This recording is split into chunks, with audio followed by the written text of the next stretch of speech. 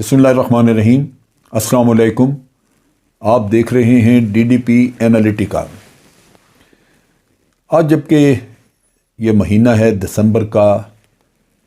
اور 15 تاریخ پھر 16 آنے والی ہے، جس پہ وہ ثانیہ جس کو کہ ہم کبھی بھلا نہیں سکے اور ہمیشہ دل میں خلش رہتی ہے، لیکن یہاں جہاں بھی ہم ہوتے ہیں کچھ یادیں اور بھی ساتھ ہوتی ہیں جو کہ بعض اوقات آپ کے ذہن میں حاوی ہو جاتی ہیں اور جس سے انسان بعض سبق سیکھنے کی کوشش کرتا ہے، اس سے حوصلے بھی بڑھتے ہیں۔ میں انشاءاللہ ایک آدھ ویڈیو میں 1971 کی اپنی جنگ کا بھی اور 1965 کی جنگ کے بھی اپنے بعض تجربات، بعض واقعات کا ذکر کروں گا،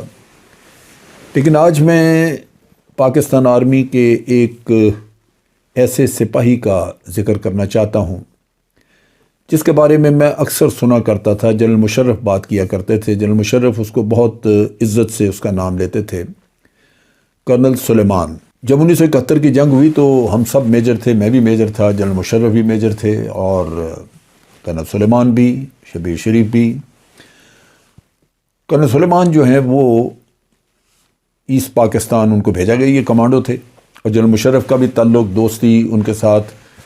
کمانڈوز ہونے کی وجہ سے اکٹھے رہنا، ہر وقت مشکل وقت میں بھی اکٹھے، تو آپس میں دوستی تھی جنرل مشرف کی بھی۔ سلیمان اور ایک میجر بلال رانا تھے جو کہ انہی کے ساتھ تھے اس میں کمانڈوز میں۔ جنرل مشرف اکثر اس کا ذکر بھی کرتے تھے اور جنرل مشرف کو ان دونوں کا بڑا ریگارڈ تھا، دوستی بھی تھی۔ ایسٹ پاکستان جب جانے لگے تو اس وقت ان کو، یعنی 1971 میں ہی جنگ سے کچھ پہلے یہ جانے لگے تو اپنی ماں کو ملنے گئے کرنل سلیمان، اس وقت میجر سلیمان تھے۔ میجر سلیمان ماں سے گلے ملے۔ ماں نے کہا کہ بہت اچھا ہے، جنگ کے لیے تم جا رہے ہو تو اللہ تعالیٰ تمہارا نگہبان ہو، جاؤ، لیکن ایک بات ذہن میں رکھنا کہ یا تو تم شہید ہو کے واپس آؤ گے یا پھر غازی۔ یعنی دوسرے لفظوں میں وہ نہیں چاہتی تھی ماں کہ یہ کبھی بھی دشمن کے ہاتھ میں آئے۔ یہ سوچ عموماً ہر سپاہی کے ذہن میں ہوتی ہے۔ میں خود جب جنگوں میں رہا تو میرے ذہن میں بھی ایک چیز ہوتی تھی کہ میرے لیے دو ہی رستے ہیں، یا تو میں شہید ہو جاؤں یا یہ کہ میں اگر سرخرو ہوتا ہوں تو میں اپنے ہی لوگوں میں، اپنے ہی ملک میں، اپنے ہی ساتھیوں کے ساتھ یہاں موجود ہوں۔ اگر یہ کہیں چوائس اس میں کرنی پڑے کہ مجھے دشمن کے ہاتھوں اپنے آپ کو سرنڈر کرنا پڑے یا میں قید میں چلے جاؤں، تو اس سے بہتر ہوگا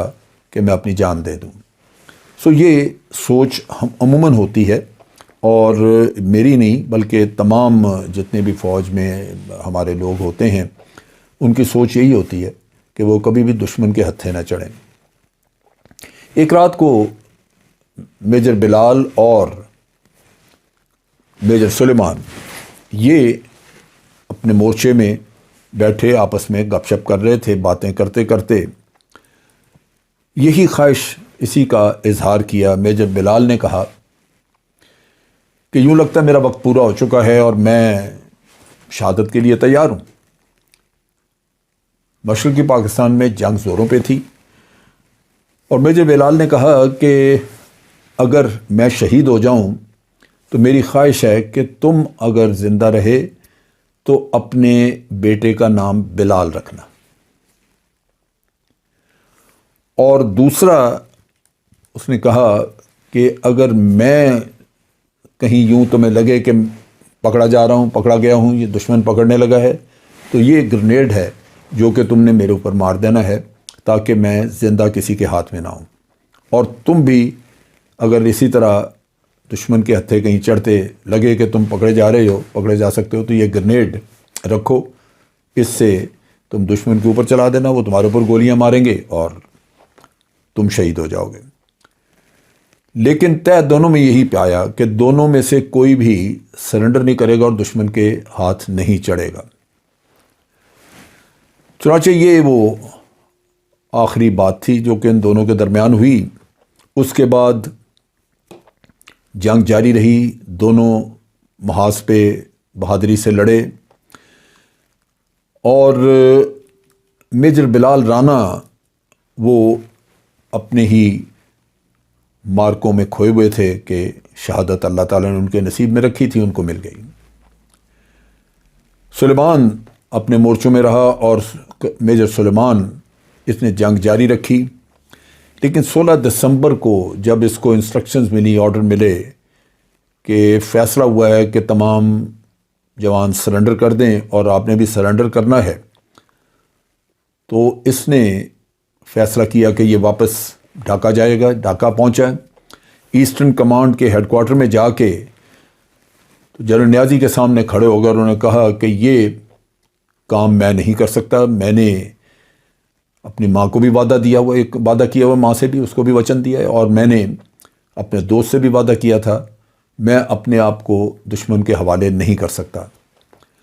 جنرل نیازی نے کہا کہ بہرحال یہاں پہ تو سرنڈر کا حکم چکے دے چکے ہیں، تو ہر طرف سرنڈر ہوگا، تم اکیلے یہاں پہ کیا کر سکتے ہو؟ تو انہوں نے کہا تب بھی میں دشمن کے ہاتھ نہیں آؤں گا۔ جب جنرل نیازی نے انسسٹ کیا کہ دیکھو بیوقوفوں والی حرکتیں مت کرو، یہاں یا تو سرنڈر ہے یا مارے جاؤ گے، تو سلیمان نے ان کو بتایا، ان کو کہا، کچھ برا بلا بھی کہا ہوگا، لیکن ان کو کہا کہ آپ چونکہ سرنڈر کرنے کا فیصلہ کر چکے ہیں،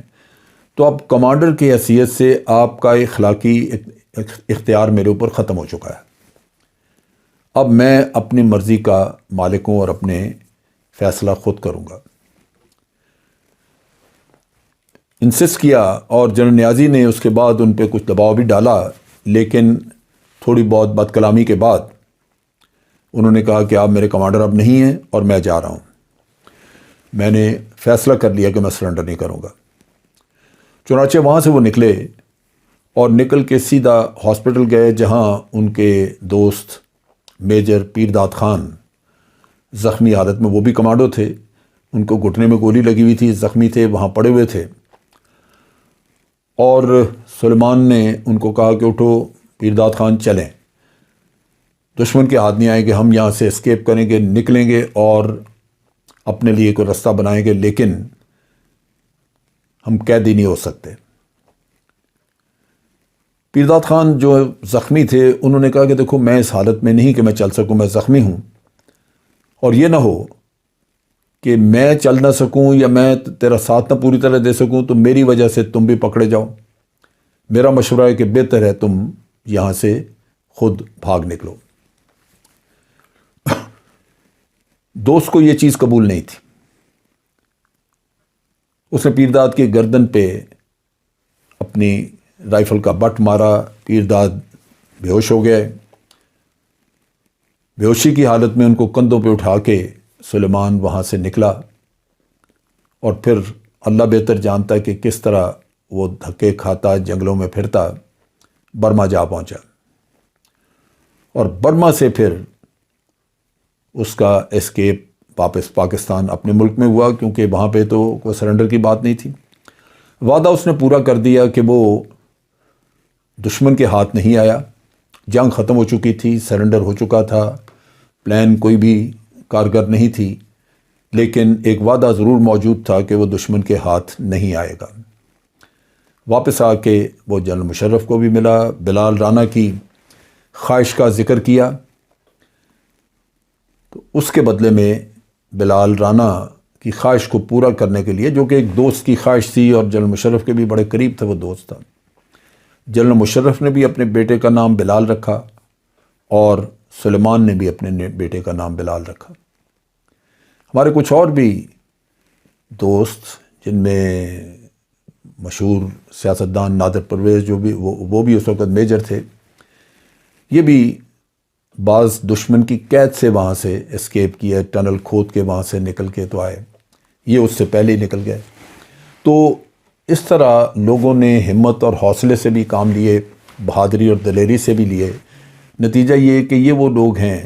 جو اپنے سروس میں اپنے لوگوں کے لیے ایک مشعل راہ کا کام کرتے ہیں۔ ان کے کارنامے، ان کے حوصلے، ان کے ڈٹرمنیشن، اس کو دیکھ کے تو انسان کو یہ احساس ہوتا ہے کہ کوئی بھی چیز مشکل نہیں اگر انسان واقعی تہیہ کر لے کہ اس نے یہ کام کرنا ہے۔ آج کے لیے اتنا ہی۔ افواج پاکستان زندہ باد، پاکستان پائندہ باد۔